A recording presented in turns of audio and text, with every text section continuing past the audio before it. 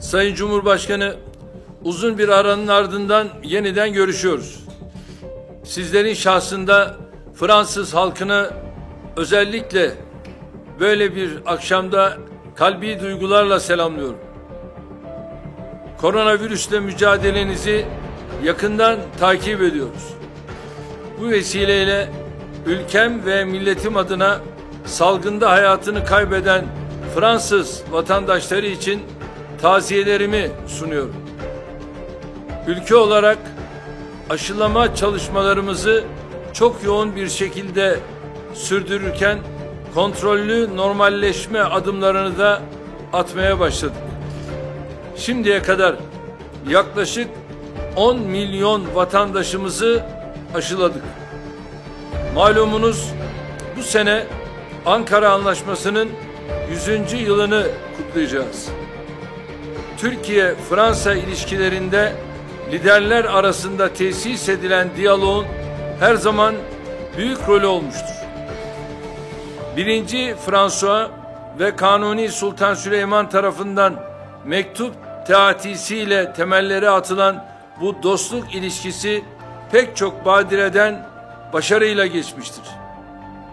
Fransa ile ikili işbirliğimizin çok ciddi bir potansiyeli olduğuna inanıyorum.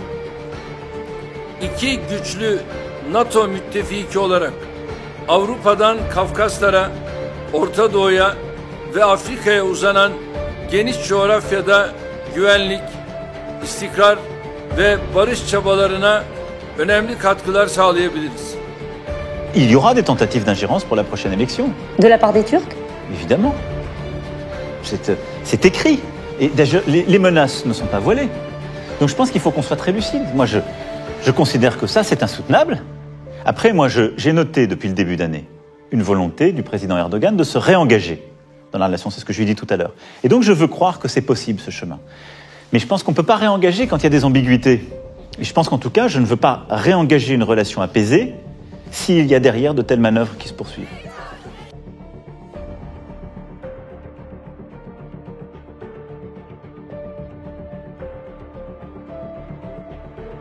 Gérald Darmanin, j'ai lu les déclarations d'Emmanuel Macron faites hier à la télévision. Il y aura des tentatives d'ingérence de la Turquie dans l'élection présidentielle française. C'est ce qu'a dit le président de la République. Pourquoi est-il si affirmatif ?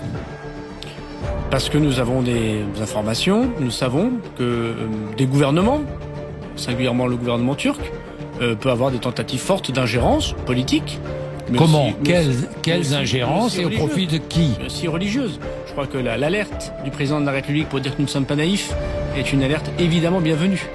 Évidemment bienvenue. Mais vous avez aujourd'hui, je sais pas, des indices, des preuves montrant que le gouvernement turc veut influer sur la présidentielle française. Nous avons en tout cas un certain nombre d'indices très clairs qui montrent que le gouvernement turc, ou ce qu'on pourrait appeler le nationalisme turc, pas toujours le fait que du gouvernement, souhaite notamment s'ingérer dans les histoires françaises, et notamment, je voudrais dire, les histoires religieuses. Ah oui, je vais y revenir. Mais sur le terrain politique, les deux sont liés. Les deux sont souvent liés. Bon, sur le terrain politique, au profit de qui ? Influer comment sur la présidentielle ? Parce que là, le président de la République, quand même, il y aura des tentatives d'ingérence de la Turquie. C'est quand même clair et affirmatif. Mais oui, il faut que la France soit souveraine et que le peuple français choisisse librement ses représentants. Au profit d'adversaires Manifestement, manifestement, vu les propos peu amènes que le président Erdogan a sur le gouvernement français, sur le président de la République lui-même. On se souvient du discours des Mureaux et la façon dont le président de la République a été insulté, parfois menacé. Parfois les intérêts français menacés, les inquiétudes effectivement sont fortes et c'est pas en faveur d'Emmanuel Macron, c'est sûr.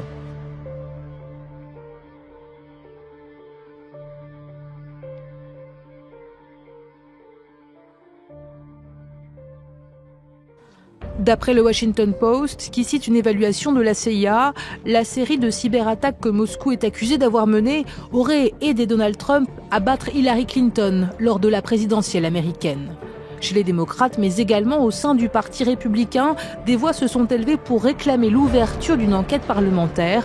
Un appel entendu par le président de la Chambre des représentants et le chef de la majorité du Sénat.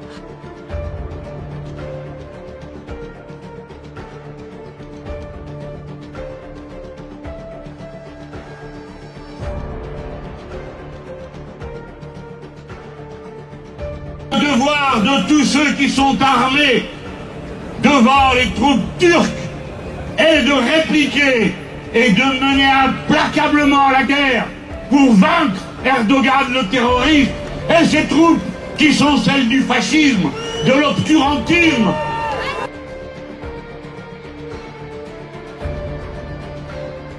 Quand dans le même temps Erdogan pourchasse les Kurdes, menace la Grèce, Chypre et livre une guerre meurtrière en Arménie. Monsieur le Premier ministre, cette meilleure réponse que nous devons apporter dans ce combat commun contre l'obscurantisme, contre l'islamisme, dont les musulmans sont aussi les victimes, doit nous placer résolument dans le camp de la paix. Et c'est notre coup de fil ce soir. Bonsoir Esther Benbassa. Bonsoir. Vous êtes sénatrice Europe Écologie Les Verts. Quel regard vous portez aujourd'hui sur la réponse de la France à cette offensive turque ? Je crois que le message doit être stop. On ne peut pas continuer à massacrer une population. Il faut dire aux Français que les Turcs peuvent arriver jusqu'au génocide et qu'il faut prendre les mesures nécessaires pour arrêter un futur génocide.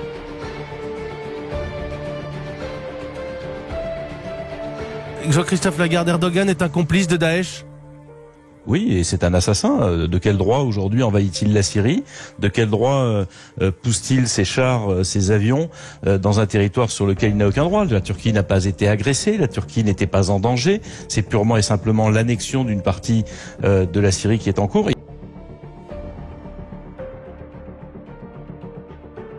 Là, ce qui se passe était particulièrement grave. C'est une épuration ethnique dont il s'agit avec un membre de l'OTAN, autant dont nous sommes membres. Donc ça fait depuis 1974, la Turquie occupe déjà un pays de l'OTAN sans que ça n'émeuve personne, hein, puisque la Turquie occupe Chypre dans l'indifférence internationale. Ils ont eu, pour le moins qu'on puisse dire, les Turcs, en tout cas Erdogan, une attitude particulièrement trouble lors du conflit avec l'organisation État islamique, en faisant passer des djihadistes d'un côté comme de l'autre. Là, on est dans une épuration ethnique, c'est ça dont il s'agit aujourd'hui.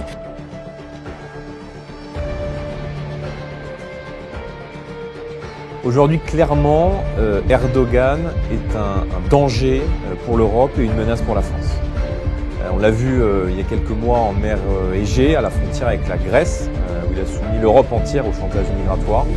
On l'a vu en Méditerranée orientale, où les navires de guerre turcs et l'armée turque a menacé d'ouvrir le feu sur des frégates de la marine nationale. Et la position ambiguë qu'il a tenue pendant des années à l'égard de Daesh, le soutien qu'il revendique à des milices djihadistes qui combattent aujourd'hui en Libye, qui ont combattu en Syrie, plus récemment dans le Caucase, où